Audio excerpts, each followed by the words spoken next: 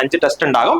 ആ ടെസ്റ്റിനെ കുറിച്ചുള്ള ഡീറ്റെയിൽഡ് ആയിട്ടുള്ള ഡിസ്കഷൻ അന്ന് തന്നെ വൈകുന്നേരം ആപ്പിൽ അതിന്റെ ഡീറ്റെയിൽഡ് ആയിട്ടുള്ള ഡിസ്കഷൻ നമ്മൾ അപ്ലോഡ് ചെയ്യും. കാരണം ഇതിൽ നിന്ന് ഒരു പ്രാവശ്യം ചോദിച്ച ക്വസ്റ്റ്യൻ തന്നെ ചോദിക്കണമെന്നില്ല, പക്ഷെ അതുപോലെ വേറെ ക്വസ്റ്റ്യൻസും ചോദിക്കാൻ സാധ്യതയുണ്ട്. ക്വസ്റ്റ്യൻസ് ഏത് രീതിയിലൊക്കെ ചോദിക്കും എന്നുള്ള രീതിയിലുള്ള ഹിന്റ് കൊടുത്ത് അതിന്റെ ഡിസ്കഷനും പറഞ്ഞ് തന്നെയായിരിക്കും നമ്മൾ ഡിസ്കസ് ചെയ്ത് പോവുക. അത് ഇമ്പോർട്ടന്റ് ആണ്. ഇതിൽ നിന്ന് സാധാരണ എന്താണെങ്കിലും ഒരു ക്വസ്റ്റ്യൻ മിനിമം ആയിട്ട് ചോദിച്ചിട്ടുണ്ടാവും കേട്ടോ.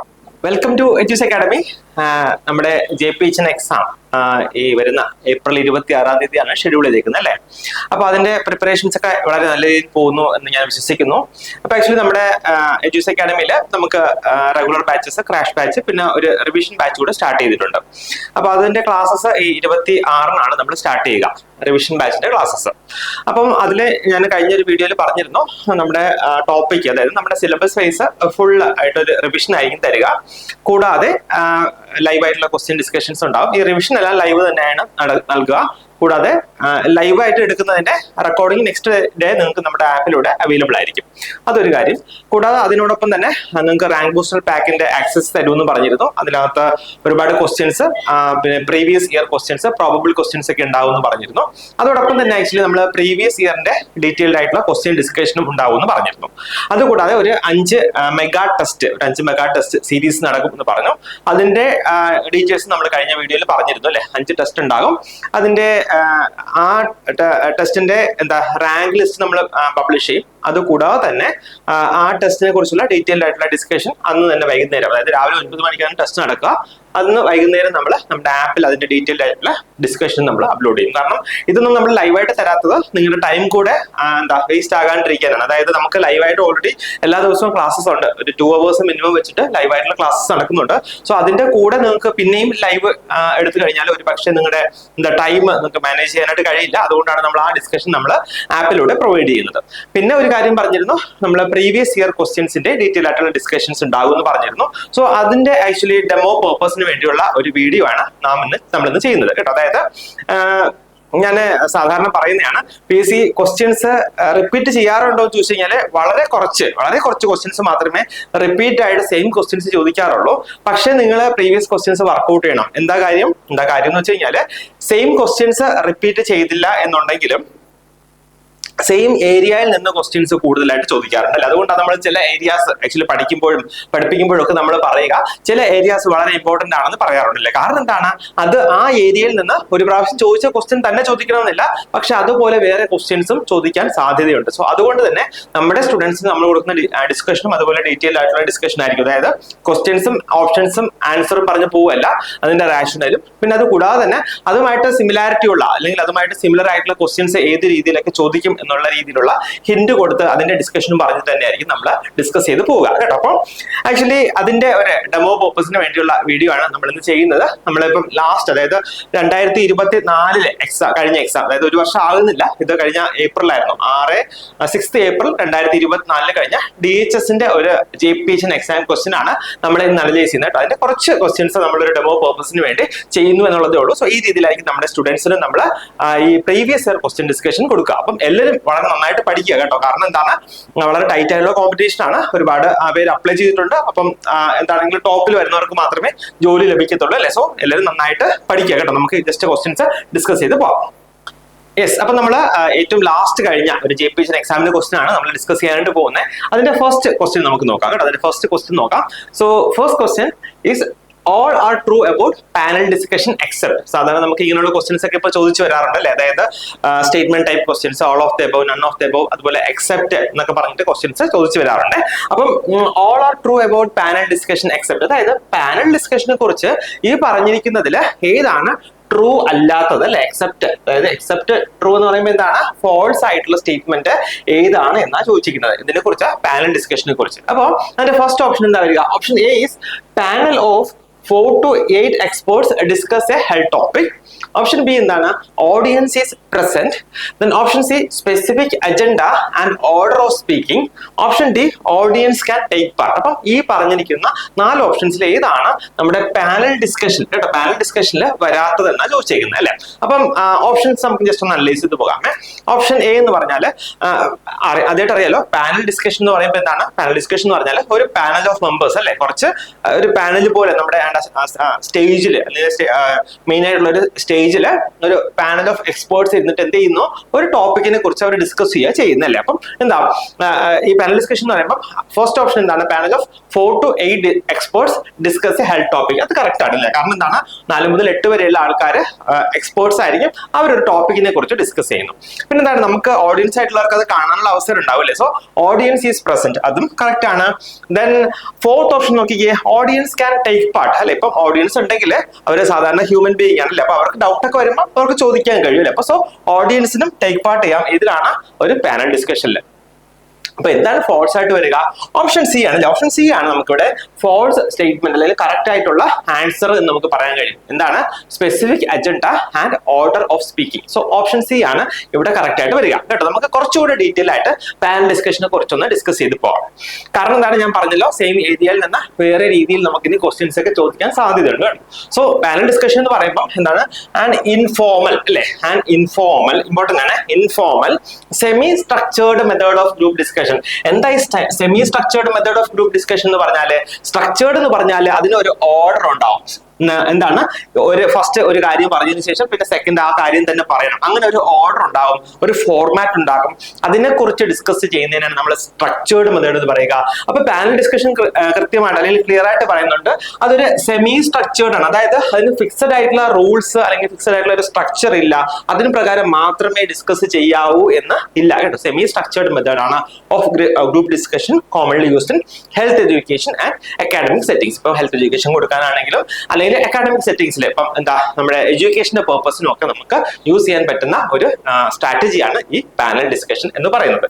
പാനൽ ടിപ്പിക്കലി അല്ലെങ്കിൽ typical panel includes 4 to 8 experts അല്ലെ, 4 to 8 experts who share views on A specific topic. അതിന് ആക്ച്വലി കൃത്യമായിട്ട് ഒരു സ്പെസിഫിക് ആയിട്ടുള്ള ഒരു ടോപ്പിക് ഉണ്ടാവും കേട്ടോ, ഒരു ക്ലിയർ ആയിട്ടുള്ള ഒരു ടോപ്പിക് ഉണ്ടാവും. അതിനെ കുറിച്ചായിരിക്കും അവരുടെ വ്യൂസ് ഷെയർ ചെയ്യുക. There is usually A live audience observing the discussion. അവർക്ക് എന്താണ്, ഒരു ലൈവ് ഓഡിയൻസ് ഉണ്ടാകും, അവര് ഈ ഡിസ്കഷൻ ഒബ്സർവ് ചെയ്യുന്നുണ്ടാവും അല്ലെങ്കിൽ ഈ ഡിസ്കഷൻ അറ്റൻഡ് ചെയ്യുന്നുണ്ടാവും. നെക്സ്റ്റ് എന്താ പറയാനുള്ളത്, പാനൽ ഡിസ്കഷൻ ആർ ഇൻഫോർമൽ. അതാ ഇമ്പോർട്ടന്റ്, അതായത് നമ്മുടെ ആൻസർ അല്ലേ, അതാണ് എന്താ പാനൽ ഡിസ്കഷൻ എന്ന് പറയുന്നത് ഇൻഫോർമൽ ആണ്. And do not follow a rigid agenda. അതിന് പ്രത്യേകിച്ച് ഒരു റിജിഡ് ആയിട്ടുള്ള ഒരു അജണ്ട അല്ലെങ്കിൽ റിജിഡ് ആയിട്ടുള്ള ഓർഡർ അല്ലെങ്കിൽ ഒരു സ്ട്രക്ചേർഡ് ഓർഡർ ഇല്ല. ഓർ സ്ട്രിക്റ്റ് സ്പീക്കിംഗ് ഓർഡർ, അതായത് ഫസ്റ്റ് മെമ്പർ സംസാരിച്ചതിന് ശേഷം സെക്കൻഡ് അടുത്ത നെക്സ്റ്റ് മെമ്പർ തന്നെ സംസാരിക്കണം എന്നില്ല. ആക്ച്വലി അത് ഏത് രീതിയിലാണോ ഈ ഡിസ്കഷൻ പ്രൊസീഡ് ചെയ്യുക ആ രീതിയിൽ തന്നെ അതിന് പോകാം. അതായത് ഫസ്റ്റ് കഴിഞ്ഞിട്ട് ഇന്ന ഒരു ഓർഡറിൽ തന്നെ സംസാരിക്കണം എന്ന് ഇല്ല. ഡിസ്കഷൻ ഫ്ലോസ് നാച്ചുറലി കേട്ടോ. ഈ ഡിസ്കഷൻ എങ്ങനെ നടക്കുക, നാച്ചുറൽ ആയിരിക്കും നടക്കുക. Moderated by A chairperson. ഈ പാനൽ ഡിസ്കഷന് ഒരു ചെയർപേഴ്സൺ ഉണ്ടാകും, പുള്ളിയായിരിക്കും നമ്മുടെ പാനൽ ഡിസ്കഷനെ മോഡറേറ്റ് ചെയ്യുക അല്ലെങ്കിൽ കൺട്രോൾ ചെയ്യുക കേട്ടോ. In the interactive phase the audience may ask questions or make comments. അപ്പം ലാസ്റ്റ് ഫേസിൽ അല്ലെങ്കിൽ ഇന്ററാക്റ്റീവ് ഫേസിൽ എന്ത് ചെയ്യാം, ഓഡിയൻസിന് ക്വസ്റ്റ്യൻസ് ഡൗട്ട്സ് എന്തെങ്കിലും ഉണ്ടെങ്കിൽ അത് ആസ്ക് ചെയ്യാം അല്ലെങ്കിൽ ചോദിക്കാം. അതുപോലെ തന്നെ കമന്റ്സും ഒക്കെ കൊടുക്കാനായിട്ട് കഴിയും അല്ലെ ഒരു ഇന്ററാക്റ്റീവ് ഫേസിൽ. സോ ഇതാണ് നമ്മുടെ പാനൽ ഡിസ്കഷൻ എന്ന് പറയുന്നത്. നെക്സ്റ്റ് ക്വസ്റ്റ്യൻ ആക്ച്വലി കമ്മ്യൂണിക്കേഷൻ എന്ന ടോപ്പിക്കിൽ നിന്നാണ്. ആക്ച്വലി കമ്മ്യൂണിക്കേഷനും ഹെൽത്ത് എഡ്യൂക്കേഷനും വളരെ വളരെ ഇമ്പോർട്ടന്റ് ആണ്. ഇതിൽ നിന്ന് സാധാരണ എന്താണെങ്കിലും ഒരു ക്വസ്റ്റ്യൻ മിനിമം ആയിട്ട് ചോദിച്ചിട്ടുണ്ടാവും കേട്ടോ. So which of the following is the correct sequence of communication process കേട്ടോ. നമ്മുടെ കമ്മ്യൂണിക്കേഷൻ പ്രോസസ്സിൽ കറക്റ്റ് ആയിട്ടുള്ള സീക്വൻസ് ഏതാണ് എന്നുള്ളതാണ്. അപ്പൊ നമ്മൾ പഠിച്ചിട്ടുണ്ടല്ലേ, പല മോഡൽസ് ഓഫ് കമ്മ്യൂണിക്കേഷൻ ഉണ്ട്. അതിലൊരു സെന്റർ ഉണ്ടാകും, ചാനൽ ഉണ്ടാകും, മെസ്സേജ് ഉണ്ടാകും, റിസീവർ ഉണ്ടാകും, ഫീഡ്ബാക്ക് ഉണ്ടാകും എന്നൊക്കെ നമ്മൾ പഠിച്ചിട്ടുണ്ടല്ലേ. സോ ആക്ച്വലി ഈ കമ്മ്യൂണിക്കേഷൻ പോകുന്ന സീക്വൻസ് അല്ലെങ്കിൽ ഏത് രീതിയിലാണ് കമ്മ്യൂണിക്കേഷൻ പോകുന്നത് എന്നാണ് ചോദിച്ചേക്കുന്നത്.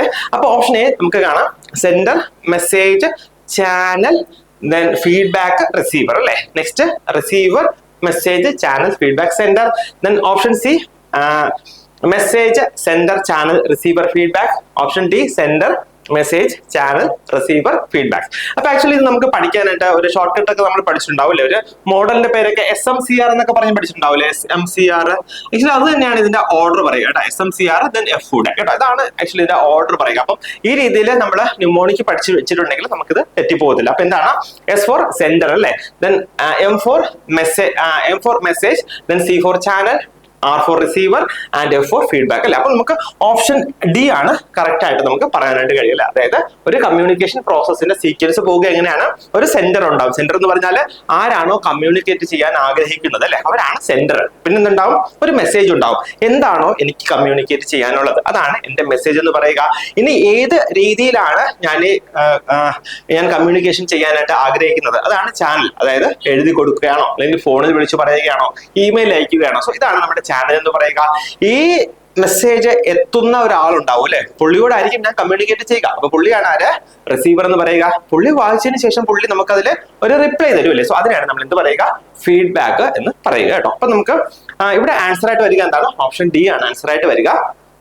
നമുക്ക് ജസ്റ്റ് നോക്കാം, വളരെ ഇമ്പോർട്ടന്റ് ആണ്. കമ്മ്യൂണിക്കേഷൻ നമ്മൾ കുറച്ചൊന്ന് ഡെപ്തിൽ പഠിച്ചിട്ടായിരിക്കും പോവുക, കാരണം ഇതിന്റെ പ്രോസസ് ഇമ്പോർട്ടന്റ് ആണ്. കൂടാതെ പല മോഡൽസ് ഓഫ് കമ്മ്യൂണിക്കേഷൻ ഉണ്ട്, അതും ഇമ്പോർട്ടന്റ് ആണ്. സോ കമ്മ്യൂണിക്കേഷൻ പ്രോസസ് എന്ന് പറയുമ്പോൾ സീക്വൻസ് ഓഫ് എഫക്റ്റീവ് കമ്മ്യൂണിക്കേഷൻ ആണ്. സീക്വൻസ് ഓഫ് എഫക്റ്റീവ് കമ്മ്യൂണിക്കേഷൻ എന്തൊക്കെ എലമെന്റ്സ് വേണം എന്നുള്ളതാണ്. ഒന്ന് സെൻഡർ അല്ലെങ്കിൽ സോഴ്സ്, ഞാൻ പറഞ്ഞല്ലോ. Person who initiate the communication or has the idea to convey. ഇപ്പൊ ഞാൻ ഒരു കമ്മ്യൂണിക്കേഷൻ സ്റ്റാർട്ട് ചെയ്യുകയാണ്, അല്ലെങ്കിൽ എനിക്ക് ഒരു ഐഡിയ കൺവേ എന്നുണ്ടെങ്കിൽ ഞാൻ ആരാണ്, ഞാൻ സെൻഡർ ആണ്, അല്ലെങ്കിൽ ഞാൻ എന്താണ്, സോഴ്സ് ആണ്. നെക്സ്റ്റ് മെസ്സേജ്, എനിക്കൊരു കാര്യം പറയാനുണ്ടാവും അല്ലെ, the information, thought or concept, content being communicated. ഇപ്പൊ എനിക്കൊരു കണ്ടന്റ് പറയാനുണ്ടെങ്കിൽ അതാണ് എന്ത് പറയുക, മെസ്സേജ് എന്ന് പറയുക, മെസ്സേജ് എന്ന് പറയുക. നെക്സ്റ്റ് എന്താണ്, ചാനൽ അല്ലെ, സി ഫോർ ചാനൽ അല്ലെങ്കിൽ മീഡിയം. എന്താണ്, the means or method by which the message is transmitted. ഏത് രീതിയിലാണോ ഞാൻ എന്റെ മെസ്സേജ് പറയാനായിട്ട് ആഗ്രഹിക്കുന്നത് അതാണ് ചാനൽ എന്ന് പറയുക. അതായത് ഞാൻ സംസാരിക്കണോ, സ്പീച്ച് ചെയ്യണോ, അല്ലെങ്കിൽ റൈറ്റ് എഴുതി കൊടുക്കണോ, അല്ലെങ്കിൽ ഫോണിൽ പറയണോ, അതോ ഒരു മീഡിയ വഴി നമ്മൾ സെൻഡ് ചെയ്യണോ, ഇതാണ് എന്താ ചാനൽ എന്ന് പറയുക. Then R for receiver, the person or group who receives and interprets a message. അതായത് ഒരു വ്യക്തിക്കാണ് നമ്മൾ മെസ്സേജ് പറയാനായിട്ട് ആഗ്രഹിക്കുന്നെങ്കിൽ അവിടെ ഒരു ആൾ ഉണ്ടാവുള്ളൂ, റിസീവർ. അല്ലെങ്കിൽ ഒരു ഗ്രൂപ്പ് ഉണ്ടാവും, ഒരു ഗ്രൂപ്പ് ഓഫ് പീപ്പിൾ ഉണ്ടാവും, അവരായിരിക്കും റിസീവർ എന്ന് പറയുക. പിന്നെന്താ ഉള്ളത്, ഫീഡ്ബാക്ക്. അതായത് the response or reaction of the receiver which is send back to the sender confirming whether the message was understood. അതായത് ഈ റെസ്പോൺസ് എന്ത് ചെയ്യുന്നു, തിരിച്ച് വരുന്നു, തിരിച്ച് ഈ റിസീവറിന്റെ കയ്യിൽ നിന്ന് സെന്ററിലേക്ക് വരുന്നു അല്ലേ. സോ ഇതിനാണ് എന്ത് പറയുക, ഫീഡ്ബാക്ക് എന്ന് പറയുക കേട്ടോ. അപ്പം ഇത് ഇമ്പോർട്ടന്റ് ആണ്. SMCRF എന്ന് ഓർത്താൽ മതി നമ്മുടെ പ്രോസസ്, കമ്മ്യൂണിക്കേഷൻ പ്രോസസ്സിന് കേട്ടോ. നെക്സ്റ്റ് ഞാൻ പറഞ്ഞല്ലോ, നമുക്ക് ഡിഫറെന്റ് മോഡൽസ് ഓഫ് കമ്മ്യൂണിക്കേഷൻ ഉണ്ട്. അപ്പൊ ആക്ച്വലി ഇതിൽ നിന്ന് ക്വസ്റ്റ്യൻസ് ഒക്കെ ചോദിക്കാം. അതായത് ഏതെങ്കിലും ഒരു മോഡൽ തന്നിട്ട് ഇത് ഏത് ടൈപ്പ് ഓഫ് കമ്മ്യൂണിക്കേഷൻ മെത്തേഡ് ആണെന്ന് ചോദിക്കാം, അല്ലെങ്കിൽ ഇത് ഡെവലപ്പ് ചെയ്ത ആളുടെ പേര് ചോദിക്കാം. അങ്ങനെ പല രീതിയിൽ നമുക്ക് ക്വസ്റ്റ്യൻസ് പ്രതീക്ഷിക്കാം കേട്ടോ. അപ്പൊ SMCR മോഡൽ എന്ന് പറയുന്നത്, അതായത് SMCR എന്ന് പറഞ്ഞാൽ എന്താണ്, സെൻഡർ, മെസ്സേജ്, ചാനൽ, റിസീവർ അല്ലെ. അവിടെ എന്താ, ഫീഡ്ബാക്ക് ഇല്ല കേട്ടോ. ഫീഡ്ബാക്ക് ഇല്ലാത്തതാണ് ഈ SMCR മോഡൽ. അപ്പൊ ഇത് ഡെവലപ്പ് ചെയ്ത ആരാണ്, ഡേവിഡ് ബെർലോ കേട്ടോ. ഡേവിഡ് ബെർലോ ആണ് SMCR ഡെവലപ്പ് ചെയ്തത് എന്ന് ഓർക്കുക. SMCR ആരാ ഡെവലപ്പ് ചെയ്തത്, ഡേവിഡ് ബെർലോ. അതൊരു ലീനിയർ കമ്മ്യൂണിക്കേഷൻ മോഡലാണ്. ലീനിയർ എന്ന് പറഞ്ഞു കഴിഞ്ഞാൽ എന്താണ്, communication which goes through in single direction, ഒറ്റ ഡയറക്ഷനിൽ പോകുന്ന കേട്ടോ, ഒറ്റ ഡയറക്ഷനിൽ പോകുന്ന ഒരു കമ്മ്യൂണിക്കേഷൻ മോഡൽ ഏതാണ്, ഈ SMCR. കാരണം എന്താണ്, ഇവിടെ ഫീഡ്ബാക്ക് ഇല്ല അല്ലെ, മൂവ്സ് ഇൻ വൺ ഡയറക്ഷൻ. ഇവിടെ കമ്മ്യൂണിക്കേഷൻ ആയിട്ട് ഒറ്റ ഡയറക്ഷനിൽ മാത്രമാണ് പോകുന്നത്. എങ്ങനെയാണ്, from sender to the receiver, ആരാണോ കമ്മ്യൂണിക്കേഷൻ കൊടുക്കുന്നത്, സെൻഡ് ചെയ്യുന്നത്, ടു ദ റിസീവർ, ആരാണോ റിസീവ് ചെയ്യുന്നത്. ഇങ്ങനെയാണ്, ഈ ഒരൊറ്റ ഡയറക്ഷനിലാണ് എന്ത് പോകുന്നത്, കമ്മ്യൂണിക്കേഷൻ പോകുന്നത്, വിത്തൗട്ട് ബിൽറ്റ് ഇൻ ഫീഡ്ബാക്ക്. ഈ മോഡലിൽ ആക്ച്വലി ഫീഡ്ബാക്കിന് നമ്മൾ യാതൊരു ഇമ്പോർട്ടൻസും കൊടുത്തിട്ടില്ല, അല്ലെങ്കിൽ ഫീഡ്ബാക്ക് നമ്മൾ ഇവിടെ പറയുന്നില്ല ഈ SMCR മോഡലിൽ. അപ്പൊ രണ്ട് കാര്യങ്ങൾ ഇവിടെ ഓർക്കുക, ഡെവലപ്പ് ചെയ്തത് ഡേവിഡ് ബെർലോ ആണെന്ന് ഓർക്കുക. വേറെ ഈ പേര് കേൾക്കുമ്പോൾ വേറെ പേര് ഏതെങ്കിലും ഓർമ്മ വരുന്നുണ്ടോ, ഡേവിഡ് മോർലി ഉണ്ടല്ലേ, നമ്മുടെ road to health card design ചെയ്ത വ്യക്തിയാണ് ഡേവിഡ് മോർലി എന്ന് പറയുന്നത്. ഇത് ഡേവിഡ് മോർലി അല്ല, ഡേവിഡ് ബെർലോ ആണ്. SMCR മോഡൽ അതൊരു ലീനിയർ കമ്മ്യൂണിക്കേഷൻ മോഡലാണെന്ന് ഓർക്കുക കേട്ടോ. അപ്പൊ ഈ ഒരു ഡയഗ്രാം ഒക്കെ നമുക്ക് ഓർത്തിരുന്നു കഴിഞ്ഞാൽ ഇത് എഴുതാൻ കഴിയും കേട്ടോ. ഇതാണ് ബെർലോയുടെ SMCR മോഡൽ ഓഫ് കമ്മ്യൂണിക്കേഷൻ. അതായത് ഒരു സോഴ്സ് ഉണ്ട്, പിന്നെ ഒരു മെസ്സേജ് ഉണ്ട്, ഒരു ചാനൽ ഉണ്ട്. ഇതിനൊക്കെ എക്സാമ്പിൾ ആയിട്ട് കാണിച്ചിരിക്കുന്ന ചാനൽ ഉണ്ട്, പിന്നെ ഒരു റിസീവർ ഉണ്ട് കേട്ടോ. അപ്പം ഇത്രയും കാര്യങ്ങളാണ് ഇതിൽ വരിക, SMCR മോഡലിൽ വരിക കേട്ടോ. നെക്സ്റ്റ് മോഡൽ എന്താണ്, ഷാനോൻ വീവർ മോഡൽ എന്ന് പറയാം. നെക്സ്റ്റ് മോഡലിന്റെ പേര് ഷാനോൻ വീവർ മോഡലാണ്. ഇത് ഡെവലപ്പ് ചെയ്തത് ക്ലോഡ് ഷാനോനും വാരൻ വീവർ എന്ന് പറയുന്ന രണ്ട് ആൾക്കാരാണ് ഈ ഷാനോൻ വീവർ മോഡൽ ഡെവലപ്പ് ചെയ്തത്. ഇതിന്റെ ഫീച്ചേഴ്സ് എന്താണെന്ന് വെച്ച് കഴിഞ്ഞാൽ അവിടെ ഒരു സോഴ്സ് ഉണ്ടാകും, അതായത് നമ്മുടെ കാര്യം കമ്മ്യൂണിക്കേറ്റ് ചെയ്യാനായിട്ട് ഒരു സോഴ്സ് ഉണ്ടാകും, പിന്നെ ട്രാൻസ്മിറ്റർ ഉണ്ടാകും, പിന്നെ ചാനലും റിസീവറും ഒക്കെ ഉണ്ടാകും. കൂടാതെ നോയിസും കൂടെ ഉണ്ടാകും കേട്ടോ. അവിടെ എന്താണ് ഷാനോൻ വീവർ മോഡലില് പ്രധാനമായിട്ട് അല്ലെങ്കിൽ പ്രത്യേകിച്ച് വരുന്ന എന്താണ് നോയിസ് എന്ന് പറയുന്ന ഒരു കമ്പോണന്റ് കൂടെ ആഡ് ചെയ്തിട്ടുണ്ടെന്ന് ഓർക്കുക. എക്സാമ്പിൾ ആയിട്ട് പറയുന്നത് ടെലികമ്മ്യൂണിക്കേഷൻ അല്ലെങ്കിൽ മീഡിയ ഒക്കെ ഈ ഷാനോൺ വീവർ മോഡലിലെ എക്സാമ്പിൾ ആണ്. അപ്പൊ ഇവിടെ നോക്കിക്കഴിഞ്ഞാൽ നമുക്ക് കാണാം, ഈ ഡയഗ്രം നമ്മൾ നോക്കിക്കഴിഞ്ഞാൽ നമുക്ക് കാണാം ഷാനോൺ വീവർ മോഡൽ താണ്ടെ ഒരു ഇൻഫർമേഷൻ സോഴ്സ് ഉണ്ട്, പിന്നെ ഒരു ട്രാൻസ്മിറ്റർ ഉണ്ട് അല്ലെ, ഒരു ട്രാൻസ്മിറ്റർ, പിന്നെ ഒരു മെസ്സേജ് ഉണ്ട്. അതുപോലെ തന്നെ ഇവിടെ ഒരു സിഗ്നൽ റിസീവ് ചെയ്യുന്നു, പക്ഷെ അവിടെ ഒരു ഇന്റർഫറൻസ് വരുന്നുണ്ട്. എന്താണ്? നോയിസ് സോഴ്സിന്റെ ഒരു ഇന്റർഫറൻസ് എവിടെ വരുന്നുണ്ട്? ഈ റിസീവർ ജംഗ്ഷനിൽ വരുന്നുണ്ട്. കൂടാതെ റിസീവറും പിന്നെ ഡെസ്റ്റിനേഷനും വരുന്നുണ്ട്. ഇതാണ് ഷാനോൺ വീവർ മോഡൽ. ഇവിടെ നോയിസിന് കൂടെ പ്രാധാന്യം കൊടുത്തിട്ടുണ്ട് എന്ന് ഓർക്കുക. എക്സാമ്പിൾ ആയിട്ട് പറയുക ടെലികമ്മ്യൂണിക്കേഷനും മീഡിയയും ആണ് എന്ന് കൂടി ഓർക്കുക കേട്ടോ. സോ ഇതാണ് സെക്കൻഡ് മോഡൽ, അതായത് ഷാനോൺ വീവർ മോഡൽ. മൂന്നാമത്തെ ഒത്തിരി മോഡൽസ് ഉണ്ട് കേട്ടോ, അതിന് ഇമ്പോർട്ടന്റ് ആയിട്ടുള്ള കാര്യങ്ങൾ മാത്രമേ നമ്മൾ ഡിസ്കസ് ചെയ്യുന്നുള്ളൂ. തേർഡ് മോഡൽ എന്ന് പറയുന്നത് ഷ്രാംസ് മോഡലാണ്. സോ നമ്മൾ ആദ്യം പഠിച്ചെന്തായിരുന്നു? SMCR മോഡൽ, പിന്നെ രണ്ടാമത് ഷാനോൺ വീവർ മോഡൽ, മൂന്നാമത്തേത് ഷ്രാംസ് മോഡൽ കേട്ടോ. ഇത് ഡെവലപ്പ് ചെയ്ത് വിൽബർ ഷ്രം എന്ന് പറയുന്ന സയന്റിസ്റ്റ് ആണ് ഈ ഷ്രംസ് മോഡൽ ഡെവലപ്പ് ചെയ്ത പുള്ളി തന്നെയാണ് എന്താണ് father of mass communication theory എന്നറിയപ്പെടുക കേട്ടോ. അപ്പം വിൽബർ ഷ്രം ആണ് എന്താ father of mass communication theory എന്ന് അറിയപ്പെടുക. സോ ഇതിന്റെ കീ ഫീച്ചർ അല്ലെങ്കിൽ ഇതിന്റെ സിഗ്നിഫിക്കൻസ് എന്താണെന്ന് ചോദിച്ചു കഴിഞ്ഞാൽ adds feedback and field of experience കേട്ടോ. അതായത് ഇവിടെ ഫീഡ്ബാക്കിന് സിഗ്നിഫിക്കൻസ് ഉണ്ട് അല്ലെങ്കിൽ ഇമ്പോർട്ടൻസ് ഉണ്ട്. കൂടാതെ ഏത് രീതിയിലാണോ ഇത് എക്സ്പീരിയൻസ് ചെയ്യുന്നത് അല്ലെങ്കിൽ ഏത് ഫീൽഡിലാണോ ഈ മെസ്സേജ് കമ്മ്യൂണിക്കേറ്റ് ചെയ്യുക, സോ ഇതിനും ഇവിടെ ഇമ്പോർട്ടൻസ് ഉണ്ട്. എക്സാമ്പിൾ പറയുന്നത് ടീച്ചിങ്, കൗൺസിലിംഗ്, കോൺവെർസേഷൻ ഒക്കെയാണ് ഷ്രംസ് മോഡലിന് എക്സാമ്പിൾ ആയിട്ട് പറയുക കേട്ടോ. അപ്പം ഇത്രയാണ് വളരെ ഇമ്പോർട്ടന്റ് ആയിട്ടുള്ള 3 മോഡൽസ് ഓഫ് കമ്മ്യൂണിക്കേഷൻ പറയുക. അപ്പം അത് നിങ്ങൾ പഠിക്കുമല്ലോ. മൂന്നാമത്തെ ക്വസ്റ്റ്യൻ എന്താണ്? Gather approach is useful for. എന്തിനാണ് ആക്ച്വലി നമ്മൾ ഈ ഗ്യാദർ അപ്രോച്ച് യൂസ് ചെയ്യുന്നത് കേട്ടോ? ഗ്യാദർ അപ്രോച്ച് ഞാൻ പറയാറുണ്ടല്ലോ, നമ്മുടെ എക്സാമിന്റെ ക്വസ്റ്റ്യൻസ് ഒന്നും അത്ര ഈസി അല്ല. എന്ന് വെച്ചാൽ വളരെ സിമ്പിൾ ആയിട്ട് ഒന്നും പഠിക്കാതെ പോയി കഴിഞ്ഞാൽ എഴുതാൻ പറ്റുന്ന ഒരു എക്സാം അല്ല നമ്മുടെ ഇപ്പൊ PSC നടത്തുന്ന എക്സാംസ് അല്ലെ. കുറച്ചൊന്ന് നമ്മൾ ഹാർഡ് വർക്ക് ചെയ്ത് കുറച്ചുകൂടെ നന്നായിട്ട് പഠിച്ച് പ്രിപ്പയർ ആയി പോയിട്ടുണ്ടെങ്കിൽ മാത്രമേ എഴുതാൻ പറ്റത്തുള്ളൂ അല്ലെ. സോ നമുക്ക് നോക്കാം ഗ്യാദർ അപ്രോച്ച് എന്താണ് is useful for. Option A chlorination of water, B counselling, C refuse disposal and option D data analysis. അപ്പൊ ഇതിൽ ഏതിലാണ് ഈ ഗ്യാദർ അപ്രോച്ച് യൂസ് ചെയ്യുന്നത്? ഐഡിയ ഉണ്ടോ? കേട്ടിട്ടുണ്ടോ എന്താണ് ഗ്യാദർ അപ്രോച്ച് എന്നുള്ളത്? സോ ഇവിടെ ആക്ച്വലി കറക്റ്റ് ആൻസർ ആയിട്ട് വരിക എന്താണ്? ഓപ്ഷൻ ബി കൗൺസിലിംഗ് ആണ് ഗ്യാദർ അപ്രോച്ച് യൂസ് ചെയ്യുക അല്ലെ. നമുക്ക് നോക്കാം. നമ്മളിവിടെ നോക്കുന്നത് ആക്ച്വലി ഗ്യാദർ അപ്രോച്ച് എന്താണെന്ന് പഠിക്കും. ഇത് കൂടാതെ നമ്മൾ ഇതുപോലെ ഇമ്പോർട്ടന്റ് ആയിട്ടുള്ള അപ്രോച്ചസ് ഏതൊക്കെയാണ്, നമ്മുടെ എക്സാമിന് ചോദിക്കാൻ പറ്റുന്ന അപ്രോച്ചസ് ഏതൊക്കെയാണെന്ന് കൂടി നമുക്ക് ഡിസ്കസ് ചെയ്ത് പോകാം കേട്ടോ. അപ്പം structured method used in health education and counselling. ഈ ഗ്യാദർ അപ്രോച്ച് എന്ന് പറയുന്നത് എന്തിനാണ്? നമ്മുടെ ഹെൽത്ത് എഡ്യൂക്കേഷനിലും കൂടാതെ കൗൺസിലിംഗ് യൂസ് ചെയ്യുന്ന ഒരു മെത്തേഡ് അല്ലെങ്കിൽ ഒരു സിസ്റ്റമാറ്റിക് ആയിട്ടുള്ള മെത്തേഡാണ് ഈ ഗ്യാദർ അപ്രോച്ച് എന്ന് പറയുന്നത്.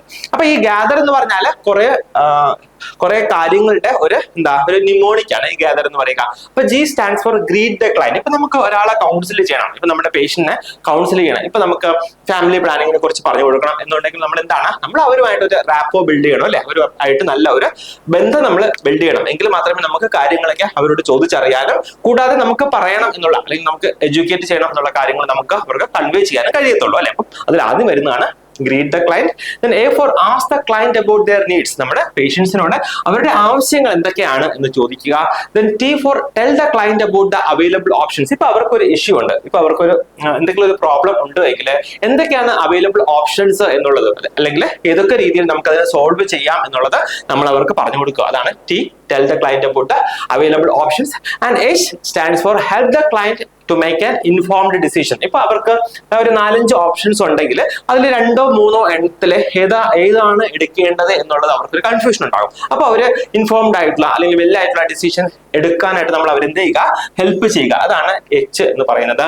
Then E stands for explain how to use the chosen method or follow the advice. അതായത് ഇപ്പൊ ഒരു മെത്തേഡ് അല്ലെങ്കിൽ ഒരു ഡിസിഷൻ എടുത്തു കഴിഞ്ഞിട്ടുണ്ടെങ്കിൽ അത് എങ്ങനെ ഫോളോ ചെയ്യണം അല്ലെങ്കിൽ അത് എങ്ങനെ യൂസ് ചെയ്യണം എന്നുള്ള കാര്യങ്ങൾ നമ്മൾ പറഞ്ഞു കൊടുക്കുക. Then R stands for return or refer for follow. അതായത് നമ്മൾ തിരിച്ച് അവരുടെ അടുത്ത് വന്ന് ഇതിന്റെ ഫോളോ അപ്പ് എടുക്കുക, അല്ലെങ്കിൽ നമ്മൾ എന്ത് ചെയ്യുക, നമ്മളെ കൊണ്ട് ഹെൽപ്പ് ഔട്ട് ചെയ്യാൻ കഴിയാത്ത കാര്യമാണെങ്കിൽ നമ്മൾ റെഫർ ചെയ്ത് വിടുക കേട്ടോ. അപ്പൊ ഇതാണ് ഗ്യാദർ അപ്രോച്ച് എന്ന് പറയുക. സാധാരണ യൂസ് ചെയ്യുക ഹെൽത്ത് എഡ്യൂക്കേഷനും കൗൺസിലിംഗിലും ആണ്.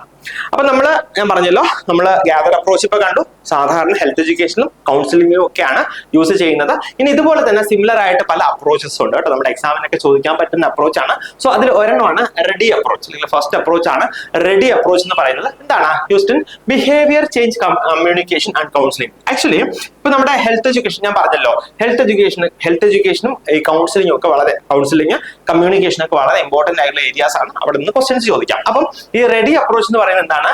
ബിഹേവിയർ ചേഞ്ച് കമ്മ്യൂണിക്കേഷനിലും കൗൺസിലിംഗിലും ഒക്കെ യൂസ് ചെയ്യുന്ന ഒരു അപ്രോച്ച് ആണ് റെഡി അപ്രോച്ച് എന്ന് പറയുക. ആക്ച്വലി നമ്മുടെ ഹെൽത്ത് എഡ്യൂക്കേഷന്റെ ഒരു കൺസെപ്റ്റ് തന്നെ ഇപ്പൊ മാറിയിട്ടുണ്ടല്ലേ. നേരത്തെ ആക്ച്വലി നമ്മുടെ ഹെൽത്ത് എഡ്യൂക്കേഷന്റെ കൺസെപ്റ്റ് എന്തായിരുന്നു? നമ്മുടെ നേരത്തെ ഹെൽത്ത് എഡ്യൂക്കേഷന്റെ കൺസെപ്റ്റ് IEC ആയിരുന്നു അല്ലേ. അതായത് ഇൻഫർമേഷൻ എഡ്യൂക്കേഷൻ കൗൺസിലിംഗ്, അല്ലെങ്കിൽ ഇൻഫർമേഷൻ എഡ്യൂക്കേഷൻ കമ്മ്യൂണിക്കേഷൻ, അങ്ങനെ പറയുന്ന ഒരു IEC മോഡലായിരുന്നു നമ്മൾ നേരത്തെ യൂസ് ചെയ്തുകൊണ്ടിരുന്നത്. പക്ഷെ ഇപ്പൊ നമ്മുടെ ഹെൽത്ത് എഡ്യൂക്കേഷൻ നമ്മൾ യൂസ് ചെയ്യുന്ന മെത്തേഡ് എന്താണ്?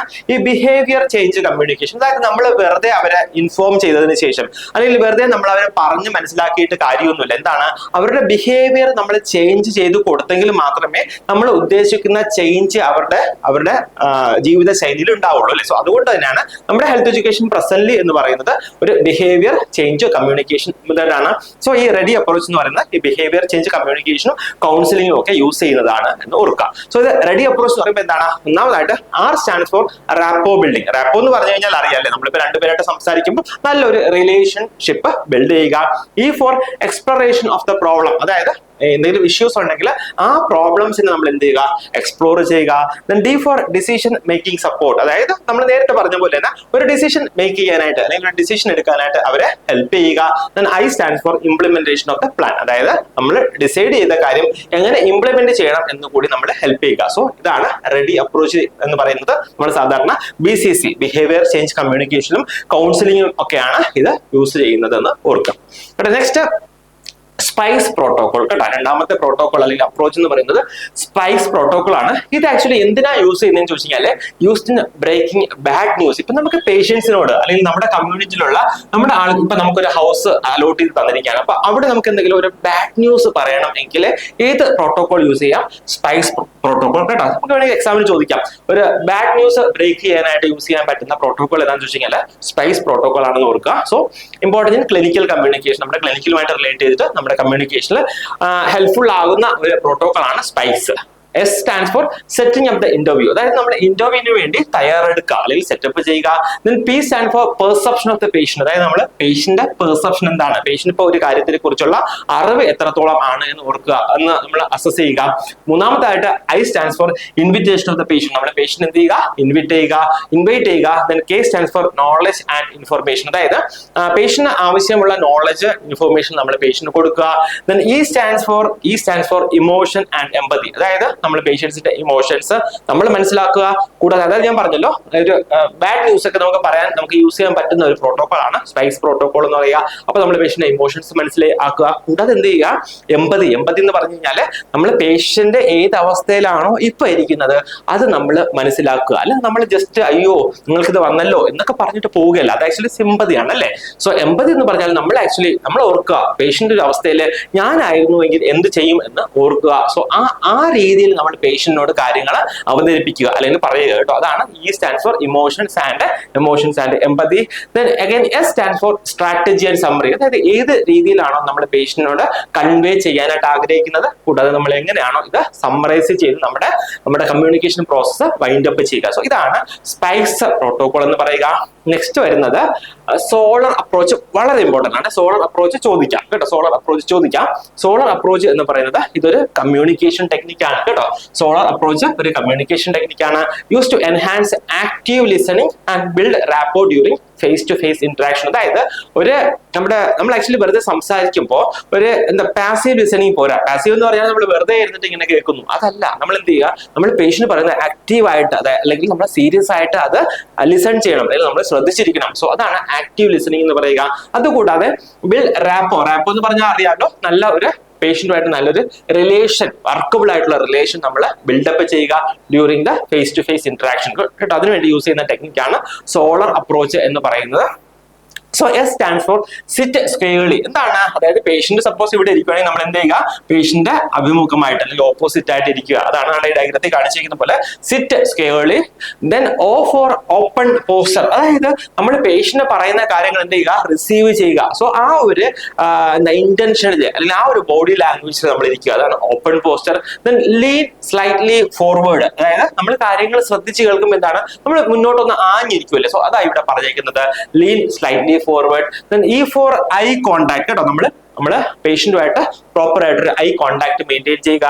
ആർ സ്റ്റാൻഡ്സ് ഫോർ റിലാക്സ്, അതായത് റിലാക്സ് ചെയ്ത് ഒരു ടെൻഷനും ഇല്ലാതെ അല്ലെങ്കിൽ ടെൻഷനും കൊടുക്കാതെ നമ്മൾ റിലാക്സ് ചെയ്ത് പേഷ്യന്റുമായിട്ട് സംസാരിക്കുക. സോ ഇതാണ് സോളർ അപ്രോച്ച് എന്ന് പറയുന്നത്. ചോദിക്കാം കേട്ടോ, സോളർ അപ്രോച്ച് നമ്മൾ കമ്മ്യൂണിക്കേഷനിലാണ് യൂസ് ചെയ്യുക എന്ന് കൂടി ഓർക്കാം.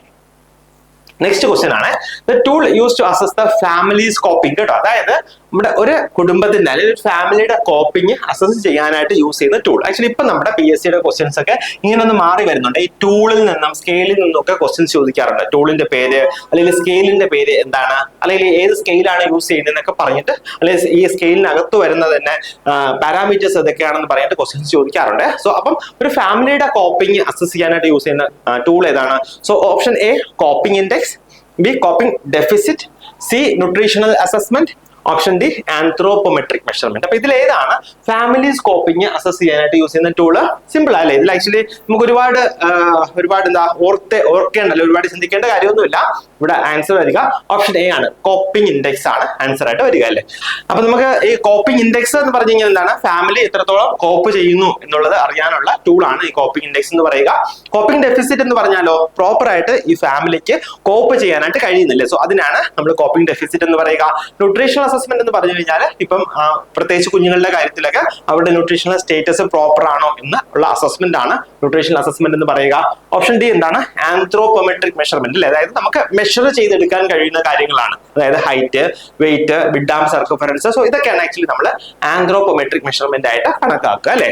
സോ കോപ്പിംഗ് ഇൻഡെക്സ് എന്ന് പറയുന്നത് a tool use to assess how well a family or individual is managing stress, crisis or challenges, അതായത് എങ്ങനെയാണ് ഒരു ഫാമിലി സ്ട്രെസ് മാനേജ് ചെയ്യുന്നത്, അല്ലെങ്കിൽ ക്രൈസിസ് എന്തെങ്കിലും ബുദ്ധിമുട്ട് വരുമ്പോൾ മാനേജ് ചെയ്യുക, അല്ലെങ്കിൽ ചലഞ്ചസ് ഒക്കെ വരുമ്പോൾ എങ്ങനെയാണ് ഒരു ഫാമിലി അല്ലെങ്കിൽ ഇൻഡിവിജ്വല് ഫേസ് ചെയ്യുക എന്നുള്ളത് അസസ് ചെയ്യുന്ന ടൂളാണ് അല്ലെങ്കിൽ ഇൻഡെക്സ് ആണ് കോപ്പിംഗ് ഇൻഡെക്സ് എന്ന് പറയുക കേട്ടോ. അപ്പം ഇതാണ് നമ്മുടെ ബേസിക് ആയിട്ട് ഇപ്പൊ ഞാൻ പറഞ്ഞല്ലോ കഴിഞ്ഞ എക്സാമിന്റെ ആദ്യത്തെ ഒരു കുറച്ച് ക്വസ്റ്റ്യൻസ് ആണ് നമ്മൾ ഇന്ന് ഡിസ്കസ് ചെയ്തത്. സോ ഈ രീതിയിലാണ് നമ്മൾ ആക്ച്വലി നമ്മുടെ സ്റ്റുഡൻസിന് നമ്മള് നമ്മുടെ പ്രീവിയസ് ഇയർ ക്വസ്റ്റ്യൻ ഡിസ്കഷൻസ് കൊടുക്കുക. അപ്പം അത് ആക്ച്വലി ഞാൻ പറഞ്ഞല്ലോ കുറച്ച് ഡെപ്തിൽ പോയെങ്കിൽ മാത്രമേ നമുക്ക് എക്സാമിന് നമുക്ക് ഉറപ്പായിട്ട് പ്രയോജനപ്പെടുത്തുള്ളൂ കേട്ടോ. അപ്പം എല്ലാവരും എന്ത് ചെയ്യുക, നന്നായിട്ട് പഠിക്കുക. ഞാൻ ഒന്നുകൂടെ പറയുന്നത് നമ്മുടെ റിവിഷൻ ബാച്ചിന്റെ അഡ്മിഷൻ നടക്കുകയാണ്. അപ്പൊ നിങ്ങൾക്ക് ജോയിൻ ചെയ്യാൻ താല്പര്യമുള്ള എത്രയും പെട്ടെന്ന് നമ്മുടെ ഓഫീസുമായിട്ട് കോൺടാക്ട് ചെയ്യുക. നമ്മുടെ ക്ലാസ്സസ് 26-നാണ് സ്റ്റാർട്ട് ചെയ്യുക.